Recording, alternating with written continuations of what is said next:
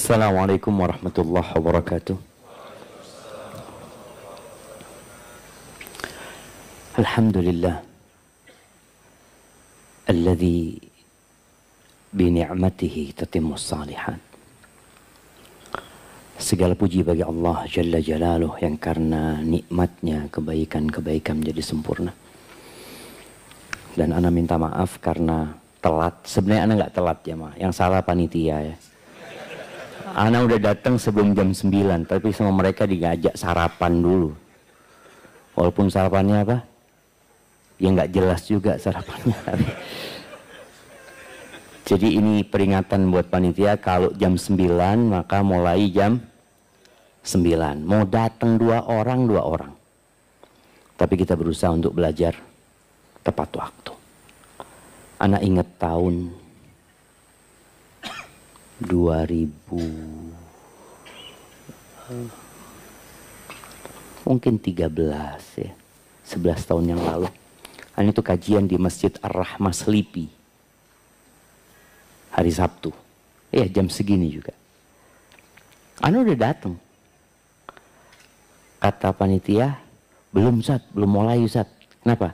Jamaahnya belum pada datang. Loh, undangan jam berapa? Jam 9 Ustaz, tapi biasanya mulainya jam setengah 10. Anak ngomong nggak boleh. Anak ngomong, apa dosa yang datang duluan ini? Kok kita itu karena dosa yang terlambat, akhirnya yang datang duluan nungguin di soft pertama gitu ya. Padahal biasanya yang soft pertama ini orang-orang punya masalah, biasanya memang kan dia nggak apa-apa. Karena biasanya yang senang-senang pada telat semua. Gitu.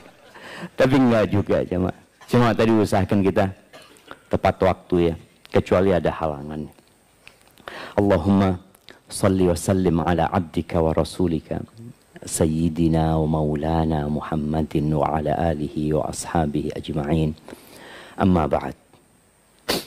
Ahibati fillah. Berapa hari lagi kita Ramadan? 12, 13. Yang jelas kita berada di pertengahan akhir bulan Sya'ban. Kenapa yang kita bicarakan sholat kok bukan puasa? Karena ternyata ada orang-orang yang puasa tapi nggak sholat. Ketemu antum orang-orang yang acara buka bersama ikut, Masya Allah. Waktu sholat maghrib nggak sholat ya. Nggak, Ustaz, ana masuk pintu puasa aja nanti hari kiamat. Subhanallah. Itu pintu puasa itu untuk orang yang rajin puasa sunnah. Antum harus selesaikan dulu rukun Islam ini, baru milih pintu gitu loh. Anak kayaknya mau pintu sholat, karena anak puasa nggak mampu anak Ustaz. Anak kerjanya di lapangan, anak puasa mungkin Ramadan aja. Tapi untuk puasa sunnah kayaknya berat seperti itu. Ada orang yang Masya Allah, dia untuk puasa mampu. Tapi untuk memperbanyak sholat malam kayaknya berat. Ada orang yang puasanya cuma Ramadan, sholatnya cuma 5 waktu, ana mampunya cuma sodakoh Ustaz. Ana memperbanyak sodakoh aja. Ya sudah, fadol. Tapi ada yang tidak bisa memilih. Itu rukun Islam itu harus dikerjakan semua gitu loh. Bukan ana mau masuk dari pintu puasa, akhirnya dia nggak sholat gitu ya. Ana katanya ada babur royan Ustaz. Untuk orang-orang yang puasa. Itu untuk orang-orang yang rajin puasa sunnah. Yang tekun ibadah di salah satu ibadah yang memang menyebabkan dia lebih daripada yang lainnya. Ahibati fillah. Di surat Al-A'la, insya Allah semua hafal. Pertanyaannya, kapan dianjurkan membaca surat Al-A'la? Fadhal. Jumat. Jadi hari Jumat itu surat Al-A'la. Subuh, zuhur. Salat Jumat, rakaat ke pertama. Terus salat apa lagi? Itu aja yang belum tahu. Masya Allah. Nggak apa-apa, kasih hadiahnya. Nah, siapa yang mau nambahin 2 tambahannya? Nah, salat witir, rakaat ketiga. Rakaat pertama. Oke. Terus? Masya Allah. Terus apa lagi?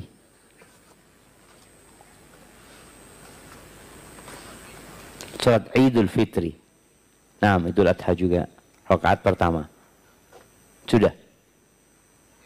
Oke, barakallahu fikum. Ada salat istisqa juga kita kadang. Nah, barakallahu fikum. Ahibati fillah. Kenapa surat ini kok perlu dibaca berulang kali pada saat banyak manusia yang hadir? Salat Idul Fitri itu sampai wanita-wanita yang datang bulan pun dianjurkan untuk menghadiri di lapangan sana. Agar mereka menyaksikan kebaikan yang ada. Salat Jumat terus dianjurkan kita untuk membaca Sabbihisma Rabbikal A'la. Ayat ini benar-benar mengingatkan kita tentang hakikat kehidupan dunia. Di ayat 9 sampai terakhir ya, anak akan baca, antum bisa buka handphonenya, antum bisa lihat suratnya bersama artinya. Allah mengatakan fadzakir inna fa'atidz dzikra. Berikan peringatan.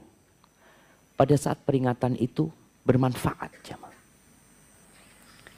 Ini menjadi pencerahan buat kita semua bahwa memberikan peringatan itu perlu melihat situasi dan kondisi.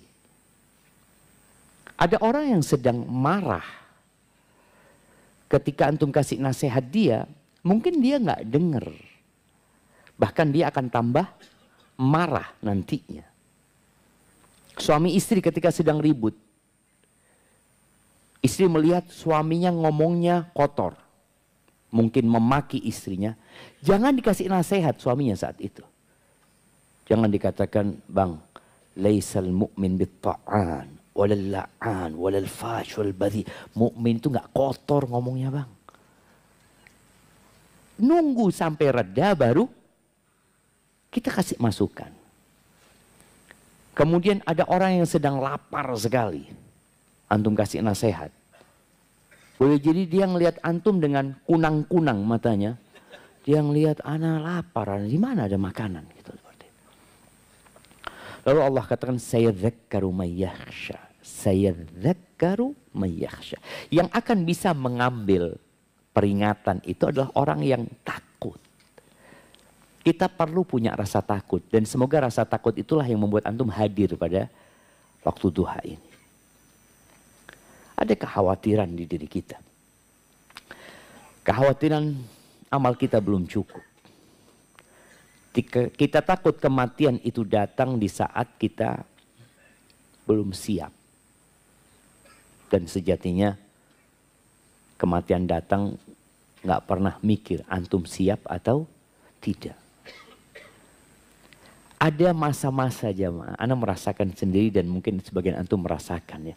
Ada masa-masa ana merasa ya Allah kalau mati sekarang kayaknya dalam kondisi ana ini imannya sedang rindu sama Allah gitu ya. Tapi ada kondisi kita sedang berbuat dosa. Ya Allah jangan sampai mati sekarang ya Allah. Cuma kita tuh nggak bisa milih. Dia datang tiba-tiba. Ada orang naik motor. Mati di sana. Nanti saya akan berubah Ustaz. Saya tahu kematian itu pasti datang. Tapi kan anak masih muda sekarang Ustaz. Siapa yang menjamin orang tua mati lebih dahulu daripada anaknya? Ada orang tua yang menggendong anaknya dan mengantarkan ke kuburan. Kita melihat kakek yang mengantarkan cucunya. Jadi kalau bicara kematian itu nggak ada urusan dengan sakit. Nggak ada urusan sama umur sebenarnya. Urusannya sama ajal. Oh orang tabrakan, mati tabrakan. Ya kalau gitu jangan naik motor antum. Coba antum hitung berapa manusia yang mati tabrakan dan berapa manusia yang mati di atas ranjangnya. Lebih banyak mana? Yang mati di rumahnya. Dia akan datang. Wa yatajannabuhal ashqa. Tapi ada orang yang akan menghindar dari peringatan ini. Nggak suka dikasih tahu dia. Ini orang-orang yang celaka hidupnya.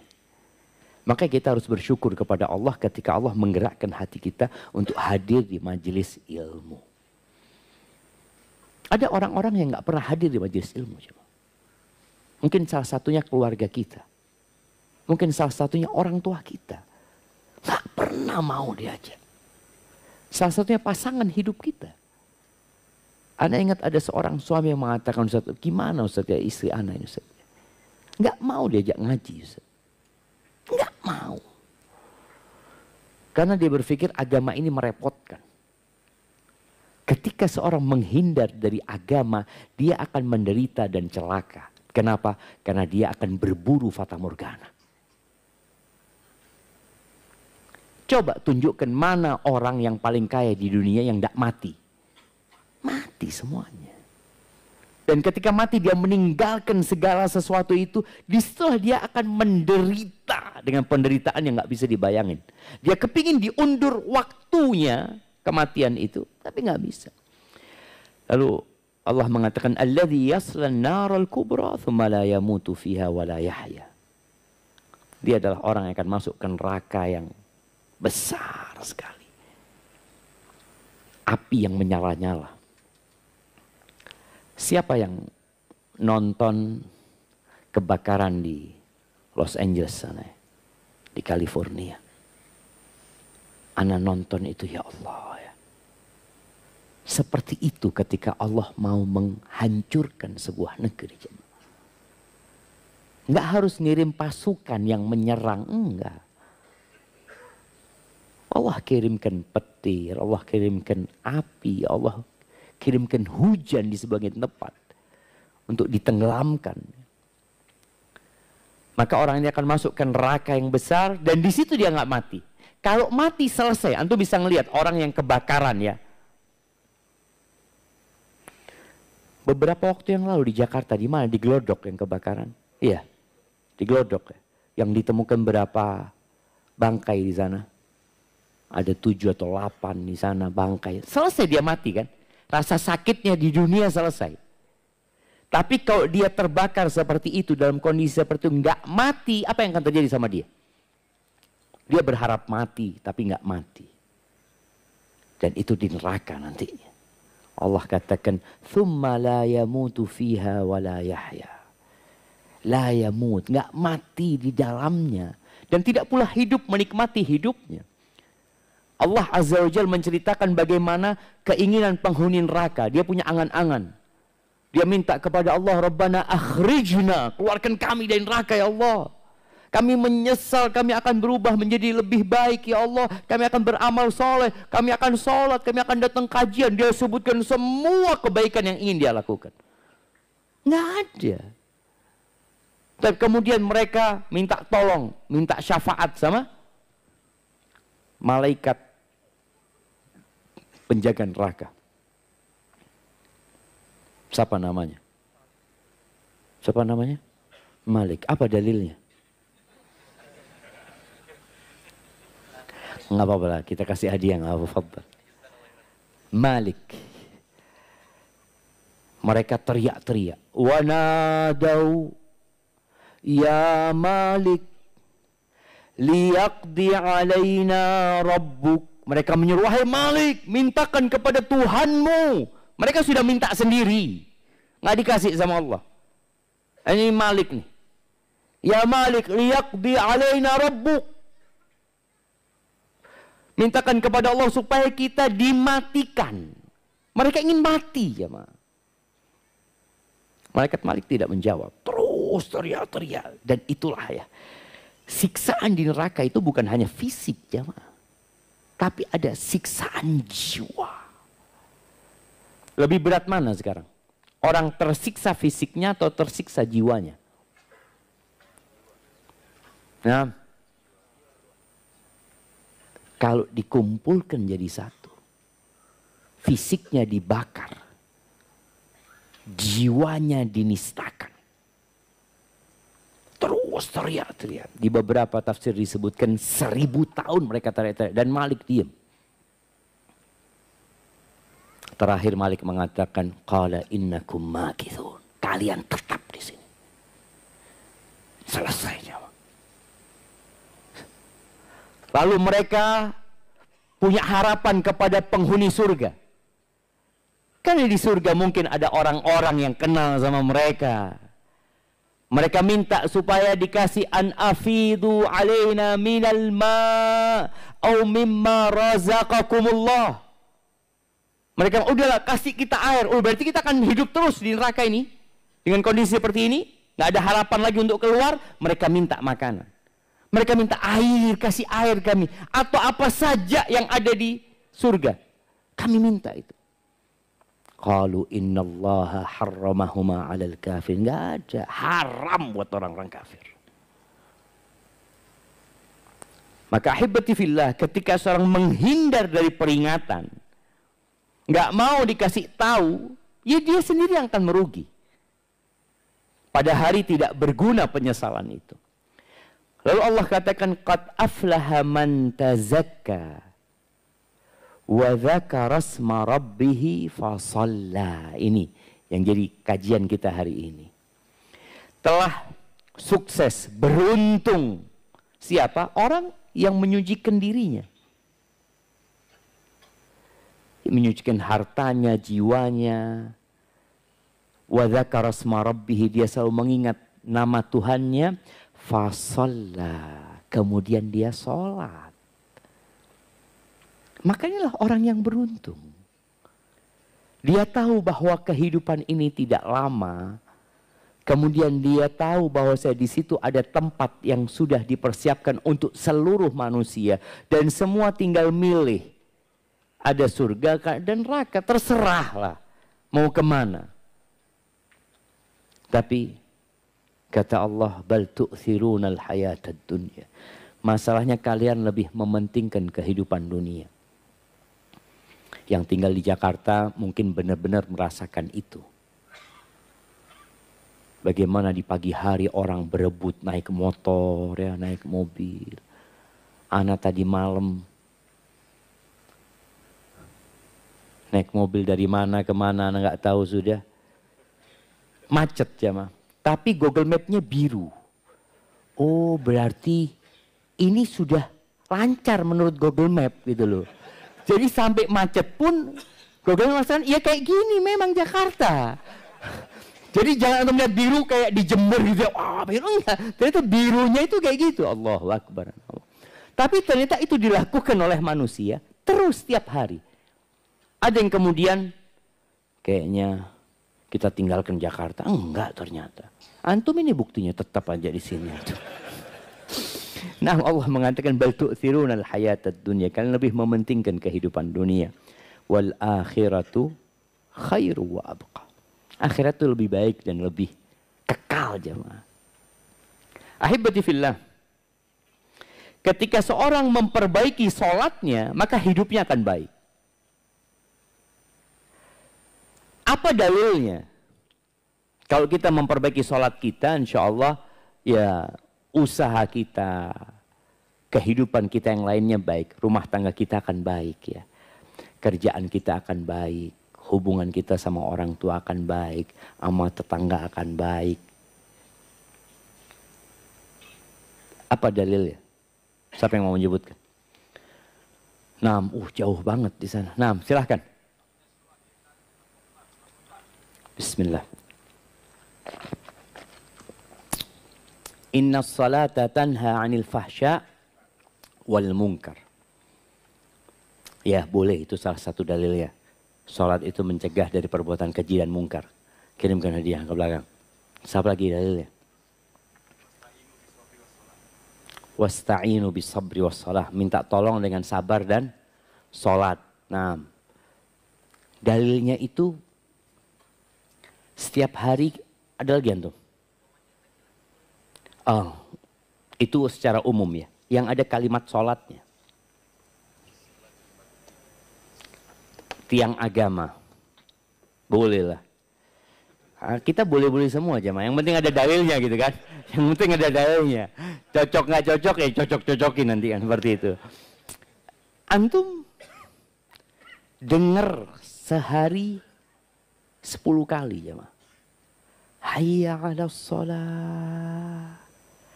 Hayya 'alal falah. hayya 'alas shalah. Terus ayo sholat kalian. Bayangin ya, bagaimana cintanya Allah kepada manusia. Sampai Allah syariatkan azan yang diperdengarkan sehari 5 kali. Cuma kadang-kala kita nggak mau denger. Dipanggil tuh hayya 'alas shalah, setelah itu hayya 'alal falah. Jadi sholat ini disyariatkan bukan untuk menyusahkan kita. Engkau sholat, engkau dapat kejayaan dalam hidupmu. Dapat glory. Dapat kenyamanan. Dapat ketenangan dan kedamaian. Kalau mau. Qomat juga. Ya. Bagaimana ketika orang mengatakan hayya 'alas shalah, hayya 'alal falah. Tolong hal itu dihayati. Makanya di antara langkah menuju ke khusyuk itu adalah mendengarkan azan, menjawab azan, dan berdoa setelah azan. Ini panggilan untuk menuju ke sholat. Kalau panggilannya aja antum abaikan, tidak terlalu penting buat antum. Sebagian mungkin masih sibuk ngobrol dengan panggilan tersebut. Merasa, aduh waktu ana habis ya. Ya anak-anak juga merasakan. Kadang-kala anak dengar azan, pegang handphone ya. Seharusnya udah taruh lah. Antum hayati bacaan Allahu Akbar, Allahu Akbar. Antum akan tahu, ya Allah semuanya kecil. Allah itu maha besar. Antum punya masalah sama siapa? Sama bos, sama atasan, sama presiden. Sama raja. Wallahi semua itu hambanya Allah Azza wa Jalla. Terus kenapa kita harus bingung? Allahu Akbar, Allahu Akbar. Terus bagaimana kita bersyahadat? Aku bersaksi bahwa nggak ada yang berhak disembah kecuali Allah ya. Ketika kita dengar lalu kita menjawab, wa ana asyhadu an la ilaha illallah. Dan aku ikut bersaksi. Jangan cuma muadzinnya yang bersaksi. Ketika mengatakan asyhadu anna Muhammad Rasulullah, lalu antum mengulangi wa ana asyhadu anna Muhammadar Rasulullah. Setelah itu antum mengatakan raditu billahi rabba wa bil islami dina wa bi Muhammadin sallallahu alaihi wasallam nabi. Aku ridha ya Allah engkau sebagai Tuhanku. Apapun ya Allah yang kau akan perlakukan kepadaku, aku ridha ya Allah. Karena hidup ini tidak selalu sesuai dengan keinginan kita, jemaah. Antum punya masalah. Dan ana juga punya masalah. Cuma, iya aduh. Pikirnya Ustaz nggak punya beban gitu. Jadi bebannya ditambah ya Allah ya. Tapi ternyata beban itu ketika Ustaz mendengar jadi ringan buat Ustaz. Kenapa? Ternyata masalah ana lebih ringan daripada masalah orang ini. Jadi itu menjadi obat buat kita. Sahih. Semua punya masalah. Tapi ketika antum punya keridhaan dengan ketentuan Allah, ana ridho sudah. Tapi ya kita suruh doa minta afiah ya. Minta keselamatan dari bala dan musibah. Iya, tapi ketika itu datang dan antum ridho, selesai urusannya. Maka di situ ketika azan dikumandangkan, berhentilah. Berhenti berkegiatan. Taruh handphonenya. Kalau sedang berbicara lawan bicaranya, bisa dengarkan azan. Sebentarlah. Antum hayati panggilan itu. Di beberapa cerita, Imam Ahmad bin Hanbal ketika di penjara ya. Ketika panggilan hayya 'alas shalah, hayya 'alas shalah, beliau berdiri dari tempatnya. Kemudian berjalan ke teralis besi itu. Mengatakan, ya Allah aku cuma bisa sampai sini ya Allah. Menjawab panggilanmu ya Allah. Jadi itu panggilan jamaah. Hayya 'alas shalah, ayo gitu loh. Tapi ketika panggilan ini sekali diabaikan, antum nggak akan sampai al-falah. Itu gimana antum mau dapat al-falah? Yang ada harta antum jadi azab buat antum. Anak-anak jadi azab buat orang tuanya. Orang tua itu ingin anak-anak jadi qurratu a'yun, penyejuk pandangan. Dia ingin harta yang dikumpulkan itu jadi ya sarana untuk kebahagiaan dan kegembiraan dia di dunia dan di akhirat. Ternyata enggak. Maka Allah mengatakan, "Fala tu'jibka amwaluhum wala auladum." Kau jangan takjub ya sama harta mereka. Jangan heran sama anak-anak mereka. Kadang-kadang kita, ya Allah anaknya bagus-bagus semua gitu ya. Masya Allah sukses semua, hartanya banyak. Padahal sholat yang enggak. Apa anak harus enggak sholat supaya kaya ya? Mungkin orang berpikir, anak dulu hijrah Ustaz. Masya Allah belum hijrah banyak fulusnya Ustaz. Setelah hijrah kok jadi susah Ustaz ya? Enggak. Antum tetap dapat falah. Ketika antum bisa sholat, antum sedang menuju ke al-falah tadi itu. Antum sedang memperbaiki hidup antum. Ya. Allah mengatakan, "Fala tu'jibka amwaluhum wala auladum, innama yuridullah liyu'adzibahum biha fil hayatid dunya." Allah itu ingin mengazab mereka dengan harta mereka, dengan anak-anak mereka dalam kehidupan dunia. Itu azab jemaah. Kata Allah Azza wa Jalla. Kenapa? Ketika sholat ini diremehkan. Atau sholatnya asal-asal, ya udah. Nggak akan sampai ke al-falah. Yang pertama dihisap pada hari kiamat itu apa? Sholatnya. Sholatnya benar, yang lainnya insya Allah benar. Yang mengerjakan sholat. Ma yuktab lahu minha illa usyruha. Ternyata yang dicatat pahala buat dia cuma 1/10-nya. Thumunuha 1/8 cuma dapat. Kan orang beda-beda. Sama satu soft tapi kualitas sholatnya beda. Subu'uha 1/7. Sudusuha 1/6. Khumusuha 1/5. Rubu'uha ada yang dapat 1/4. Thuluthuha ada yang dapat 1/3. Nisfuha ada yang dapat 1/2. Jadi paling full disebutkan hadis ini berapa? 1/2. Ini menunjukkan beratnya khusyuk dalam sholat itu. Antum udah berusaha ya. Berusaha banget khusyuk. Biasanya orang itu khusyuk kapan? Kapan antum khusyuk? Mesti ada masalah. Mesti ada masalah. Tapi kadang-kadang dari keenakan antum sujud berdoa ya, minta diselesaikan masalahnya. Sampai antum lupa, ini rokaat keberapa ya Allah? Ini sujud yang keberapa ini?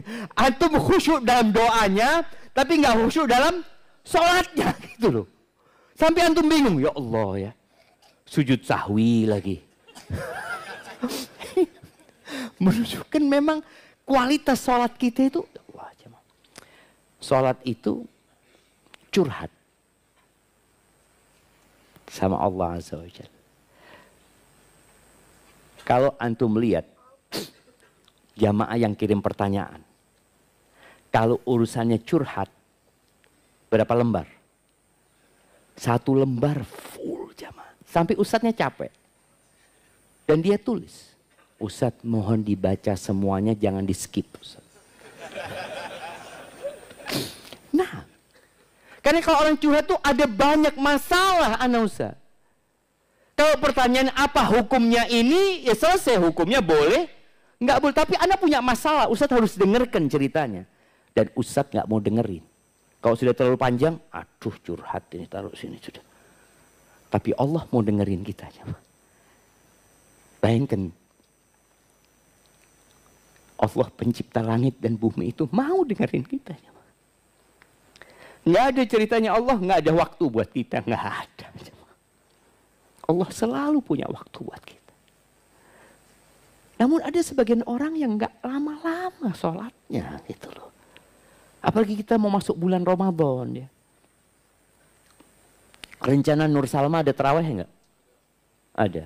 Rencana berapa juz 1 rakaat? Imamnya aduh, imamnya aja sudah aduh, gimana jamaahnya? Imamnya udah aduh. Jadi kalau imamnya pesimis, jamaahnya lebih pesimis antum. Imamnya insya Allah 1 juz gitu kan, itu kan.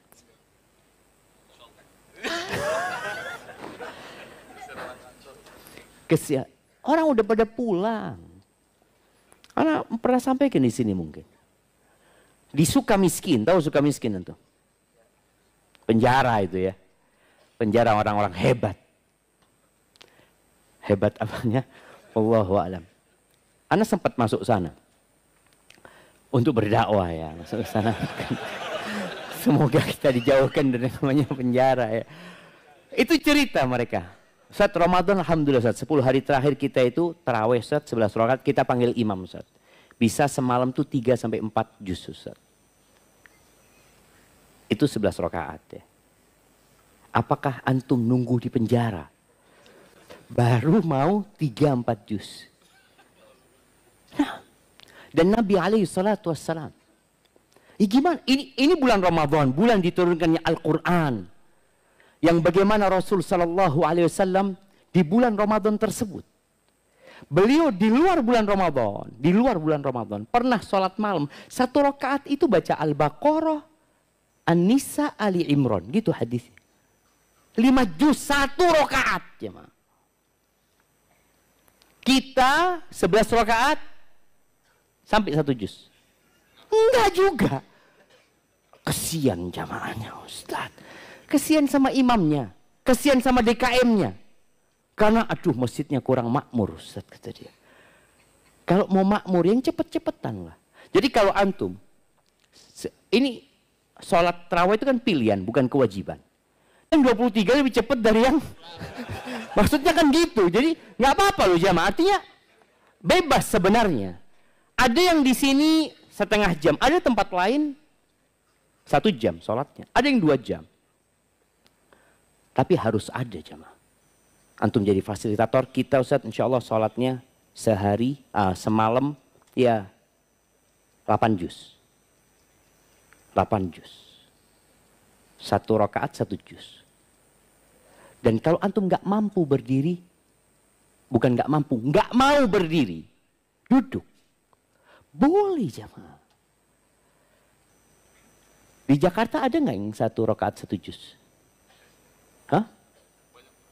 Banyak. 1 rakaat 1 juz. Loh ini pertanyaan 1 rakaat 1 juz. Belum nemu Nur Salman insya Allah. Aduh. Takut kehilangan jamaah ini.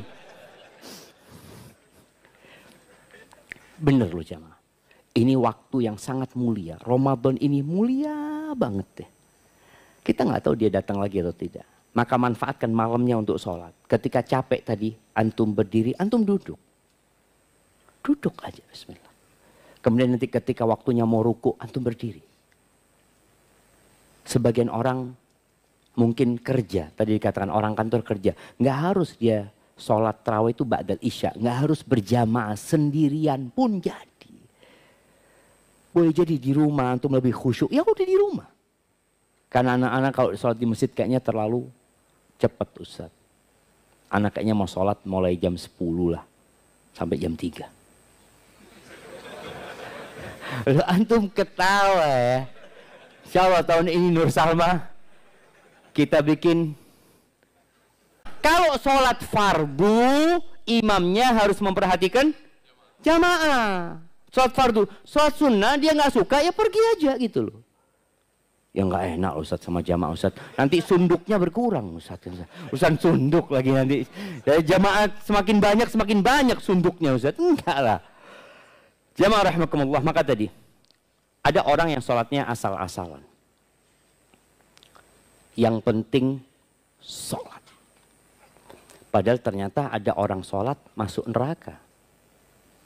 Allah mengatakan fawailul lil musallin. Celaka nih orang sholat. Apalagi yang nggak sholat ya. Orang sholatnya dalam kondisi dia hukumi celaka dia. Alladzina hum an salatihim sahun, alladzina hum yuraun. Lalai dia. Yang penting sholat buat dia. Anak sholat alhamdulillah nggak pernah bolong. Walaupun sholatnya cepet-cepetan. Rukuknya nggak benar. Wallah kondisi rukuk kalau antum bayangin ya. Sholat itu bukan hanya kata-kata. Dimulai dengan takbiratul ihram, diakhiri dengan salam. Sholat itu bukan hanya gerakan. Dari berdiri antum ruku, dari ruku berdiri lagi, dari berdiri kemudian sujud kemudian duduk. Enggak. Sholat itu adalah bentuk penghambaan kita kepada Allah Azza wa Jal. Dan Nabi SAW mengatakan, as-salatu khairu mawdu'. Salat itu sebaik-baiknya ibadah yang diletakkan. Maka Allah syariatkan sehari 5 kali. Haji seumur hidup sekali. Puasa setahun sekali. Zakat setahun sekali ketika datang nisabnya. Salat nggak bisa. Nggak bisa. Antum harus salat minimal 5 kali. Itu yang terjadi. Maka tatkala orang ini dia ibadah, tapi ternyata dia asal-asalan, masuk fawailul lil musallin. Berkaitan dengan waktunya yang penting, ya mundur-mundur sedikit nggak apa-apa lah. Sholat duhur, ya jam 3:15 kan, belum azan asar kan? Udah azan asar?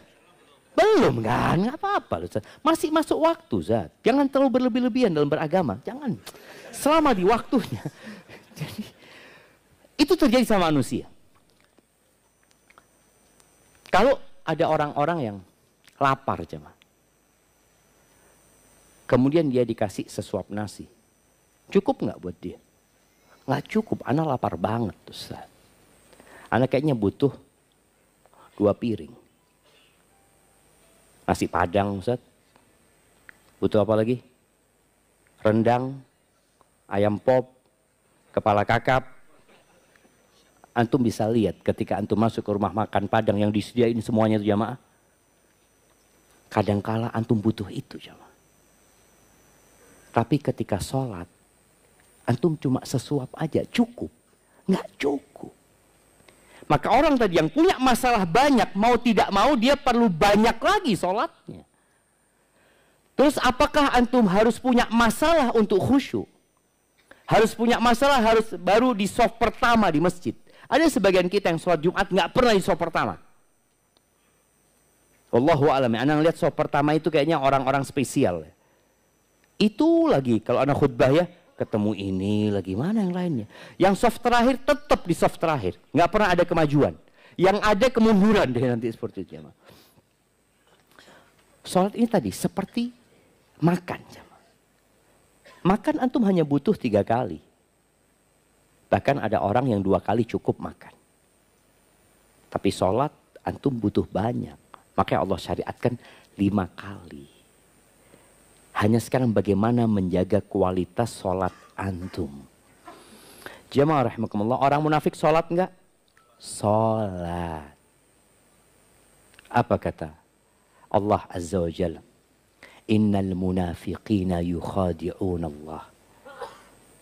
Masya Allah. Itu kiriman dari siapa tuh? Mak-mak. Innal munafiqina yukhadi'un Allah wa huwa khadi'uhum. Orang-orang munafik itu hendak menipu Allah. Bagaimana cara mereka menipu Allah? Ya tadi kumpul sama orang-orang Islam ya. Pakai peci juga. Duduk di softnya orang-orang soleh.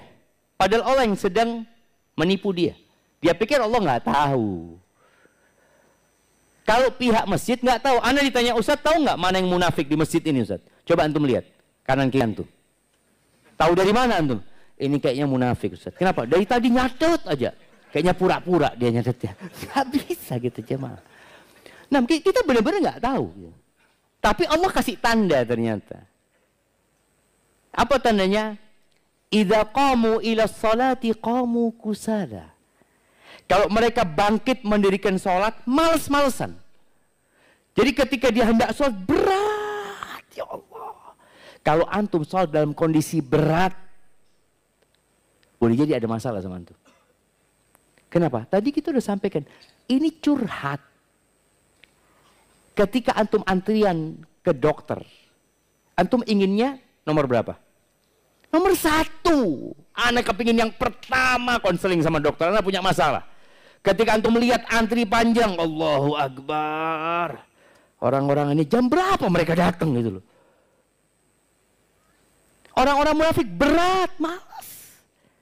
Antum kalau sudah ada, ya Allah, ini panggilan dipanggil hayya 'alas shalah, hayya 'alal falah, tapi kok berat aneh. Padahal ana mau ngomong sama Allah. Ana mau mengatakan iyyaka na'budu wa iyyaka nasta'in. Ana akan katakan ihdinas siratal mustaqim. Ana mau minta sama Allah. Tadi ana akan ruku. Bagian posisi ruku antum melihat ana sedang beribadah sama Allah. Allah sedang melihat ana saat ini, jemaah. Emang enggak mau? Antum ketemu bos aja, dipanggil bos. Dipanggil bos. Astagfirullah. Ketika antum mengatakan astagfirullah dipanggil bos, berarti antum punya salah. Antum tahu dipanggil karena dosa. Iya, ana berbuat salah. Tapi ketika dikatakan, dipanggil bos, ada bonus buat engkau. Tadi, hayya 'alas shalah, hayya 'alal falah. Antum mau dikasih tahu, antum mau dikasih bonus. Terus antum mengatakan, kayaknya nggak bener bonusnya nih. Munafik. Artinya dia nggak yakin gitu. Ketika yakin dia akan bergerak langsung. Qamu kusala yura'unan nas. Nih orang ria aja sholatnya, sholat dia. Tapi ria. Wala yadhkuruna Allah illa qalila. Dan kata Allah, dia tidak mengingat Allah kecuali sedikit.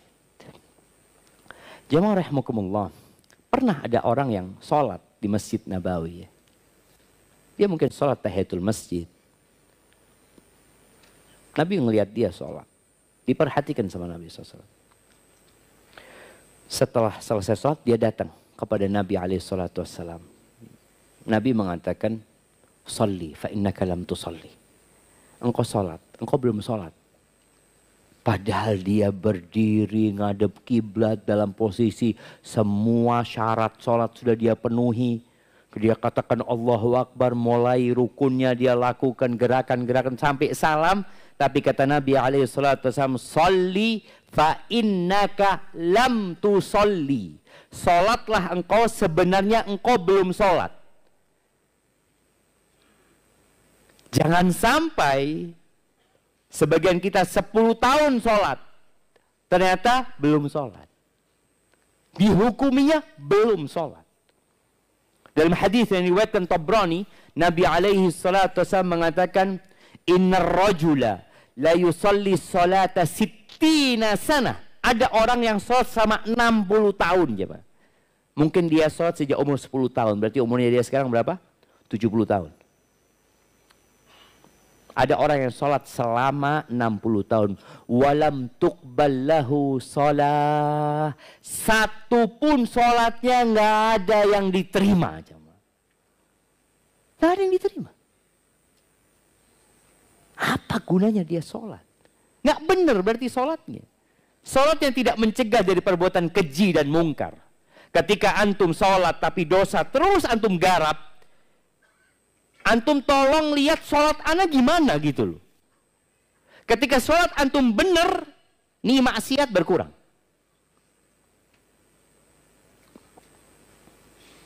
Kadang-kala kita ngelihat ada kawan kita jamaah.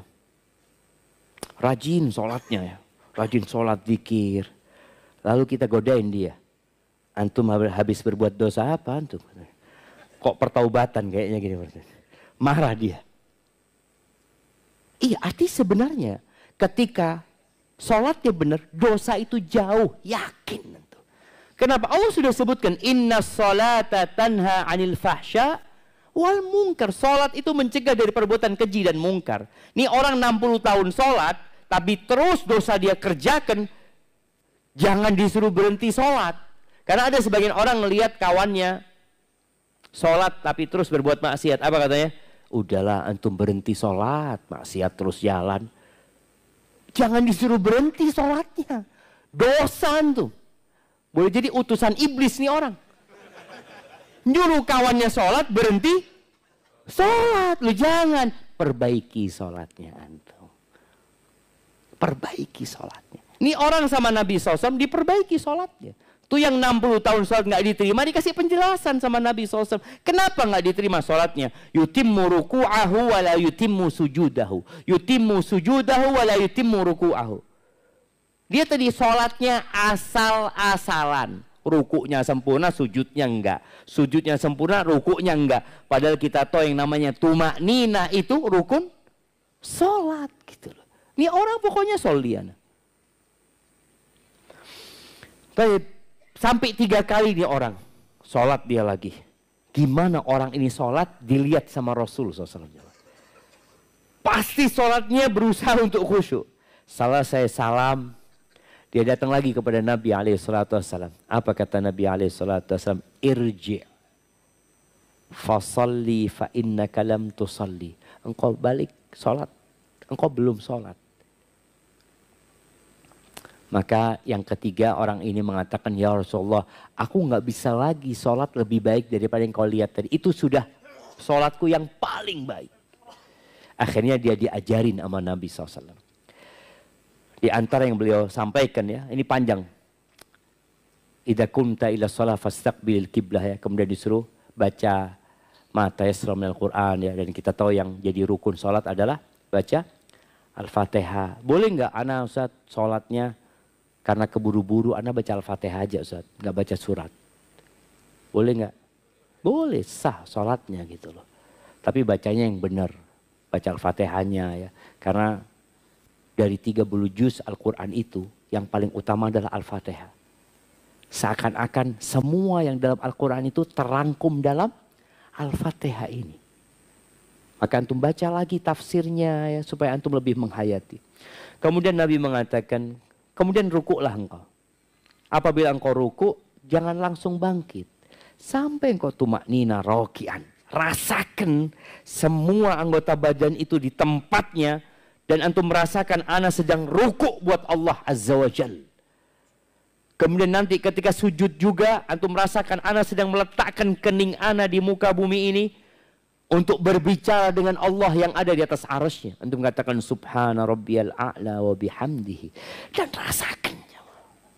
Ketika sholat antum benar, antum selesai sholat akan mendapatkan kebaikan. Antum merasakan kok enak ya. Kok tenang ana sekarang ini.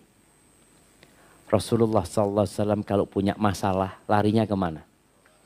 Sholat. Di Jakarta ini ada enggak tempat pembuangan limbah? Artinya orang kalau punya masalah itu larinya kemana di Jakarta ini? Hah? Ke masjid? Hah? Kemana? Bantar Gebang. Bantar Gebang. Enggak, orang kalau punya masalah itu biasanya kalau di Jakarta ini dibuang kemana? Diskotik, dunia malam. Nah, di mana lagi? Masjidnya tutup. Masjid tutup kata dia. Padahal memang waktu curhat yang paling indah itu malam. Sholat yang paling indah itu ya di malam itu. Bagaimana tatkala Allah menyebutkan penghuni surga itu? Ya Allah jamaah, kapan kita bisa seperti mereka? Allah mengatakan, kanu qalilan minal laili ma yahja'un. Mereka sedikit tidurnya di malam hari. Begadang ya. Ternyata penghuni surga itu ketika hidup di dunia, mereka keluar dari zona nyaman itu, mereka begadang malam jamaah. Tapi bukan di diskotik mereka begadang. Bukan di jalanan. Kadang-kala Anda melihat, tak tahu di sini. Alun-alunnya biasanya, itu malam hari penuh sama orang-orang nongkrong di sana. Mereka semua punya masalah. Mereka larikan ke sana, ngobrol, ngopi, ini, itu. Dia pikir selesai. Pulang dari sana paginya, alhamdulillah selesai masalahnya. Enggak selesai. Tapi ketika antum larikan ke sholat, selesai. Karena Allah janji. Qad aflahal mu'minun. Alladzina hum fi salatihim khashi'un. Udah sukses tuh orang. Siapa mereka? Yang kalau sholat khusyuk dia. Maka perlu yang namanya tumaknina dalam sholat. Rasakan tumaknina. Rasakan setiap perpindahan gerakan sholat itu. Usahakan emak-emak di belakang. Kalau sholat, ya tepat waktu. Emak-emak ini paling jauh dari riya sholatnya. Paling jauh dari riya. Kenapa? Di rumah. Suaminya datang, udah sholat. Udahlah, sebelum adzan udah sholat tadi. Dari semangatnya dia sholat. Padahal sholat setelah adzan gitu deh. Tapi ada mama yang selalu menunda waktu sholat. Ya tipikal ibu-ibu itu macam-macam. Ada ibu-ibu itu yang nunggu semua beres baru sholat seperti itu. Sampai akhirnya sholat duhur mau asar. Janganlah. Ketika masuk adzan, tinggalkan semuanya. Dan bapak-bapak juga ya. Ketika sudah masuk waktu sholat, panggilan hayya ala sholat, yang bisa ditinggalkan, tinggalkan semuanya. Usahakan sholatnya di awal waktu. Walaupun memang kita tahu sholat itu waktunya luas gitu ya. Zuhur ya sampai asar. Kalau subuh sampai matahari terbit waktu subuh itu. Ketika seorang mulai menunda-nunda waktu sholat, maka boleh jadi nanti ada kesibukan yang sholatnya di luar waktu. Tapi kalau antum lihat anak punya waktu, tadi khususnya lagi emak-emak ini, udahlah yang namanya beres-beres ini itu semuanya bisa ditunda. Tapi sholat ini seharusnya lebih diutamakan. Apalagi kalau sudah tahu hari itu hari dia datang bulan.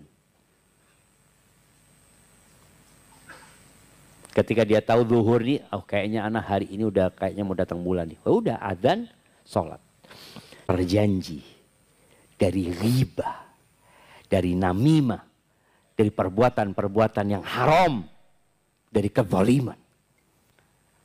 Kalau ada orang sholat tapi ngomongnya kasar, ada bahaya dengan sholat dia. Nabi SAW ditanya tentang seorang wanita. Taqumul lail wa tasumun nahar. Ini perempuan hablum minallahnya baik dalam pandangan manusia. Dia sholat malam. Dia puasa sunnah. Kadang-kadang dia sedekah juga mungkin berbagi dengan hartanya. Masalah dia satu. Walakinnaha salitah au filisaniha saltah tu'zi jiranaha. Dia suka menyakitin tetangganya dengan lisannya. Loh ini gimana dia sholat malam loh. Dia puasa sunnah. Tapi ternyata sholat dan puasanya tidak merubah sikap dan karakter dia. Tidak menjadikan dia menjaga lisannya. Kata Nabi SAW, hiya finnar la khaira fiha. Neraka tempatnya. Nggak ada baiknya tuh orang. Loh, terus gimana dengan sholatnya? Berarti sholatnya belum baik sebenarnya.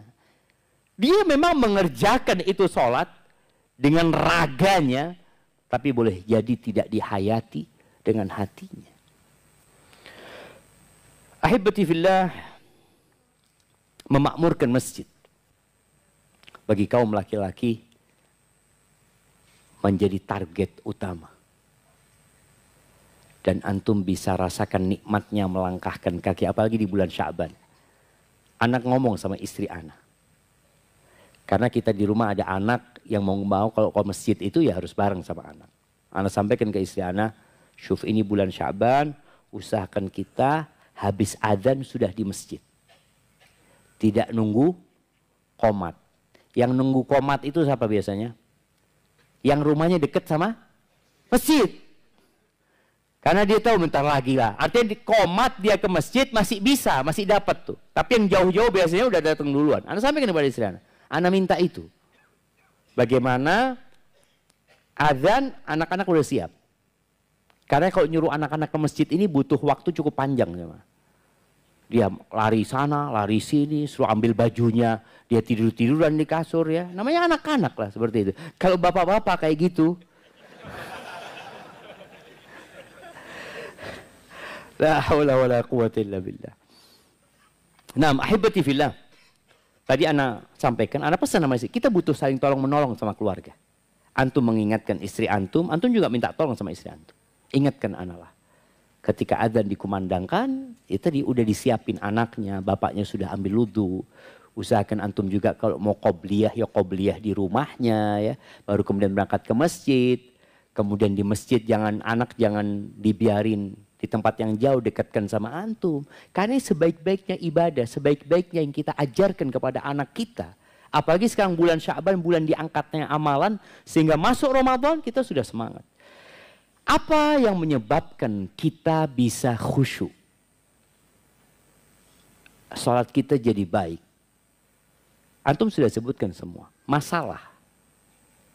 Ketika ada masalah, kita jadi lebih dekat sama Allah SWT. Kita itu punya masalah semua. Masalah itu namanya kematian. Antum takut sama penyakit, antum ke dokter. Antum hidup sehat, karena antum takut dengan sesuatu. Antum minum obat, antum olahraga. Semua ternyata masalahnya dari rasa takut dengan penyakit tadi. Ketika kita takut dengan kematian, maka insya Allah kita akan lebih khusyuk. Nabi SAW dalam hadis yang diriwayatkan oleh disebut oleh Syekh Al-Albani dalam kitabnya Silsilah Sahihah, beliau mengatakan udhkuril maut, ingatlah dengan kematian. Kapan? Fi salatika, dalam solatmu. Jadi tatkala kita solat Allahu Akbar, boleh jadi ana mati, ana sedang banyak dosanya ya Allah. Fa innar rajula idza dzakara al-mauta fi salatihi la hariyun an yuhsina salatahu. Orang kalau ingat dengan kematian di salatnya, itu menjadi kesempatan buat dia untuk memperbaiki salatnya. Bedalah dengan orang yang salat sedang mikirkan pekerjaan. Semua hal-hal yang menyebabkan antum tidak khusyuk dalam agama kita itu dihindari. Seperti ketika antum mau makan malam atau sudah mau makan, tahu azan. Antum mulai dengan mana? Makan. Antum selesaikan makannya. Anak kehilangan jamaah loh. Iya. Kenapa? Menjaga kualitas sholat itu lebih utama daripada mendapatkan fadilah berjamaahnya tapi nggak khusyuk. Jadi menjaga kualitas ibadah itu sendiri lebih baik daripada menjaga tempat dan waktunya. Oke, sholat di masjid pahalanya 27 Ustaz. Kalau anak makan dulu, anak akan kehilangan 27. Anak akan kehilangan jamaah. Nah, tapi kualitas ibadah itu lebih harus dijaga daripada kualitas tempat dan waktunya. Akhirnya antum berangkat ke masjid udah nggak dapat jamaah. Nah, ya sudah nggak apa-apa. Tapi antum sholatnya khusyuk. Karena boleh jadi antum sholat dengan menyesal. Kenapa istri anak tadi ya nyuguhin makanan sebelum azan ya. Akhirnya nggak khusyuk juga sholatnya antum. Karena mikirin istri, ya sudah selesai. Antum sudah dapatnya ini dan antum ingat dengan hadis Nabi SAW. Bahwasanya, la sholata bihadratit ta'am. Nggak ada sholat kalau ada makanan. Sudah makan itu. Selesaikan makan itu. La yusalliyanna ahadukum wa huwa yudafi'uhul akhbathan. Jangan sholat dalam kondisi nahan, bukan nahan lapar, nahan kepingin ke belakang, kepingin ke toilet, ya. Sudah jangan. Ya Allah Ustaz, anak ini kalau ke belakang nggak dapat soft pertama, nah Ustaz. Ini fadilah tempat kan. Antum, anak kehilangan fadilah soft pertama Ustaz. Nggak apa-apa, tapi antum khusyuk. Jangan antum kehilangan soft pertama nggak khusyuk juga gitu loh. Udah ke toilet ini itu tetap nggak khusyuk. Padahal sudah dikasih sama Islam itu bagaimana antum mencapai khusyuk dalam sholat itu. Sehingga ketika sholat antum baik semuanya jadi baik ya. Kemudian apa lagi? Nabi SAW pernah sholat pakai baju, dikasih hadiah baju. Kemudian selesai sholat Nabi buka baju itu. Berikan kepada sahabat yang ngasih, tukar. Jadi tukar hadiah itu boleh jemaah. Kenapa? Karena gambarnya membuat aku lalai tadi kata Nabi SAW. Maka ketika antum sholat, kalau memang yang di depan antum bikin antum lalai ya diganti. Soalnya kadang-kala orang sholat itu, karpet itu bisa ada gambarnya jemaah. Ini kayak gambarnya kepalanya orang. Ya. Jadi dia itu berimajinasi buat gambar sendiri sebenarnya gitu loh. Ya udah pakai yang polos aja. Pakai yang polos. Jadi semua hal sekali lagi yang menyebabkan antum lalai dari sholatnya atau tidak khusyuk dalam sholatnya dihindari. Termasuk handphone. Jangan antum masuk sholat jawab WA. Sambil jalan ya. Bentar. Iya, ana lagi mau sholat. Antum mikir, fulan jawab apa ya? Karena antum menunggu sesuatu. Pokoknya hindari semua. Dan di bulan Ramadan ini, ana mengajak semuanya untuk mempersedikit penggunaan handphone. Kalau bisa, kuotanya dihilangkan. Hanya buat telepon. Jadi yang penting, telepon. Kita hidupkan kembali SMS. Kan ada lah paket yang apa? Paket SMS sama telepon itu kan. Ya udah paket itu aja. Kuota sudah enggak. Antum lihat ya, kuota sekarang tuh sangat menggoda sekali ya, Mas. Kuota 10 giga nonton. 10 giga. Orang kan, wah anak udah bayar, nggak ditonton rugi gitu seperti itu. Ada orang naudzubillah. Jadi semua godaan itu perlu dihilangkan. Antum masuk ke bulan Ramadan, yang pertama perbaiki sholatnya. Di bulan Ramadan ini. Ini sebagai momentum kita memperbaiki kualitas sholat kita. Tadi anak sudah minta kepada pihak masjid, ya kalau bisa sholatnya ya ditambah bacaan Qur'annya. Tapi orang bebas. Anak ngasih masukan kepada DKM masjid tempat anak. Mereka mengatakan, enggak Ustaz, kesian jamaahnya Ustaz. Ya sudah, kalau kesian sama jamaahnya. Kita bisa sholat di tempat lain. Kita bisa sholat sendiri. Ketika antum melihat masjid, enggak Ustaz, masjid kayaknya memang memperhatikan jamaahnya banyak yang tua-tua. Fadhal. Barakallahu fiik, itu mungkin yang bisa ana sampaikan pada kesempatan kali ini. Dan usahakan antum setiap gerakan sholat itu, kalau bacaan sholat itu beragam dari Nabi SAW, antum hafal semuanya. Sehingga antum ganti-ganti jemaah. Baca subhana rabbiyal a'la, nanti ganti subhanakallahumma bihamdika, Allahumma gfirli, kemudian sajada wajhiya lilladzi khalaqahu. Jadi pergantian dari satu bacaan ke bacaan lain yang sama-sama sunnah itu membuat antum harus mengingat. Tapi kalau bacaan itu saja kadangkala enggak, ya khusyuknya akan berkurang. Barakallahu fiik. Mana pertanyaannya?